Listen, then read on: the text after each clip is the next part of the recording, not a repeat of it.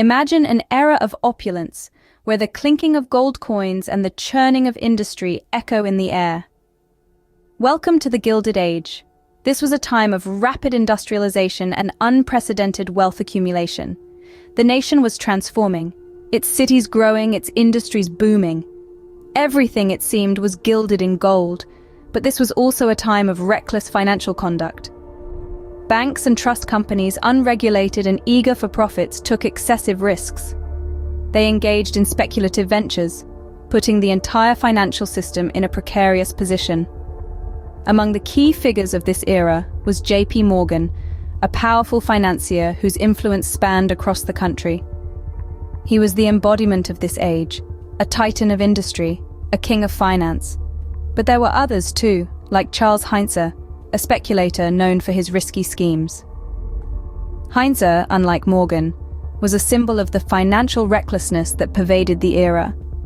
The Gilded Age was a time of great prosperity, but it was also a time of great instability. Beneath the glittering surface, the foundations of the financial system were shaky. The banks and trust companies, with their risky ventures and speculative schemes, were creating a volatile environment. It was only a matter of time before this instability would lead to crisis. But beneath the glittering surface, a storm was gathering. The financial system was teetering on a precipice. Enter Charles Heinze, a man with a plan to corner the copper market. But his plan was a ticking time bomb. His ambition was as vast as the Montana mines he dug into, but so too was the risk.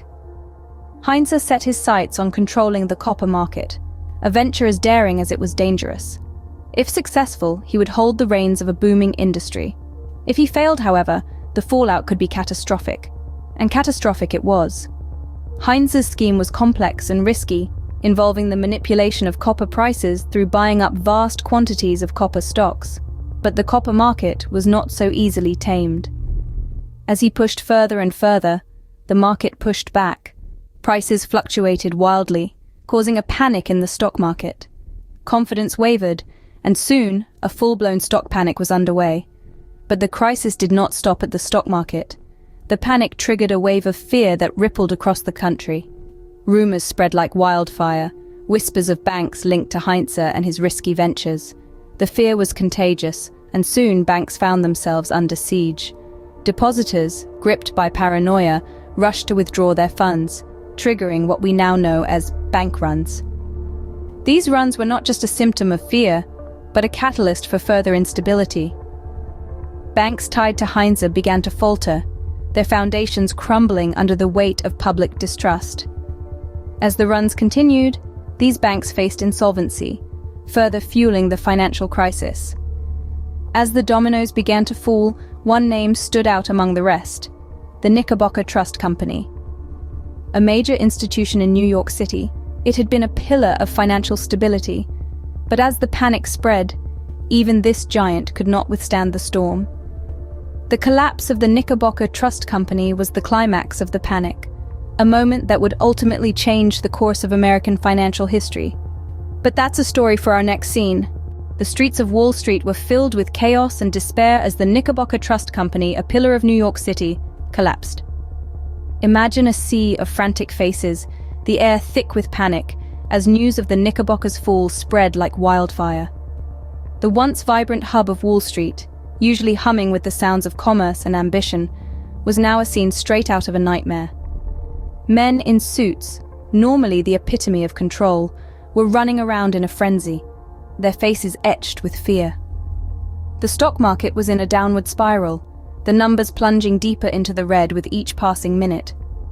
In the midst of this pandemonium, one man stood tall: J.P. Morgan. With the financial world crumbling around him, he realized the gravity of the situation. He was not just witnessing the collapse of a bank. He was staring at the potential downfall of the entire American economy. Morgan, the financial titan, took it upon himself to steer the ship away from the iceberg. He knew he couldn't do it alone, though. He needed the help of his fellow financiers, the wealthiest and most influential men in America. So he rallied them, imploring them to put the survival of the economy above their own interests. But it was a tense and uncertain process. These men were not known for their philanthropy.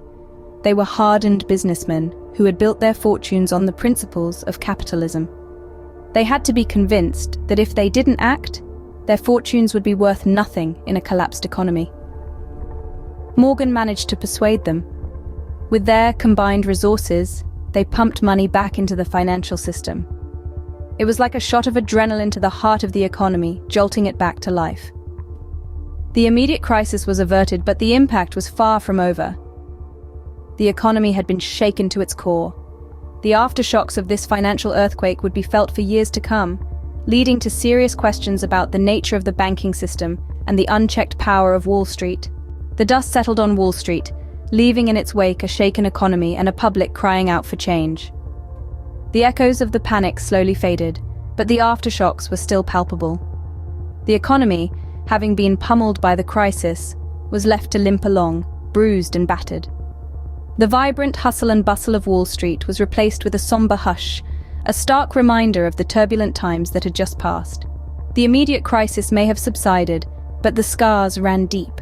The panic of 1907 had sent the nation into a recession, a harsh blow that was felt by everyone, from the wealthy elites to the common folk. Businesses shuttered, unemployment rates soared, and the once gleaming promise of the Gilded Age seemed to have lost its luster. But it was not just the economy that was affected. The public, once trusting of the financial institutions that held their hard-earned money, was now filled with skepticism and fear.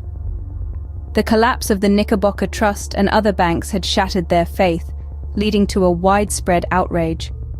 The people demanded answers. They demanded accountability, but above all, they demanded change. The public outcry reached a fever pitch, with calls for increased regulation of banks and a closer scrutiny of Wall Street's power. The voices were loud, the demands were clear. The financial system, they claimed, was rigged in favor of the wealthy, leaving the ordinary citizen at the mercy of the whims of the market. It was time, they said, for the system to change. But change is never easy, especially when it involves something as complex and deeply entrenched as the financial system. Yet the cries for reform could not be ignored. The panic of 1907 had laid bare the vulnerabilities of an unregulated financial system, exposing the dangers of unchecked speculation and the reckless behavior of banks. The panic of 1907 exposed the vulnerabilities of an unregulated financial system. The call for change was loud and clear. Out of the ashes of the panic, a phoenix rose: the Federal Reserve System. The scars left by the panic of 1907 were deep and lasting, leading to a collective realization that change was necessary. The financial system, in its unregulated state, was simply too vulnerable. The solution? A centralized banking system that would provide stability and prevent future crises. In 1913, 6 years after the panic, the Federal Reserve System was established.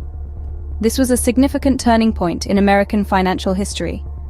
The Fed, as it's commonly known, was designed to serve as the nation's central bank, a guardian of the financial system. Its roles were manifold: to regulate other banks, maintain the stability of the financial system, and manage the country's money supply.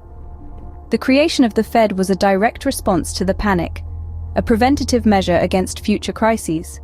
It was an acknowledgement of the inherent dangers of speculation and the fragility of unregulated markets. The Fed was designed to serve as a bulwark against these dangers, a stabilizing force in the often tumultuous world of finance. But, as with all historical events, the formation of the Fed was not an end in itself. It was a beginning, a new chapter in the ongoing story of American finance.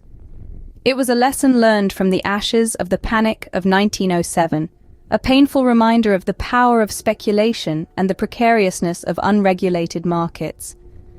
The panic of 1907 was a painful lesson in the dangers of speculation and the fragility of unregulated markets. It's a chapter of history we dare not forget.